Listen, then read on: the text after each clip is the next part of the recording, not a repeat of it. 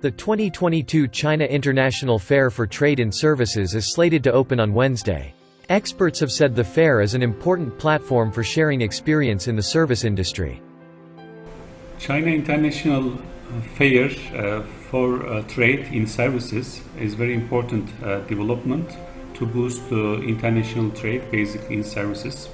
When we look at the main agenda of the fair, the main purpose of opening the Chinese market to the international investors. This is important preparation for opening up for Chinese economy to the world stage. It shows that China has some of the quickest answers and the deepest answers, and that it's a good place to go. And you'll find that it's transformed into being a center for sharing experience. That is what the world needs, sharing. We know that China is now becoming a major player, perhaps the leading player in renewable energy.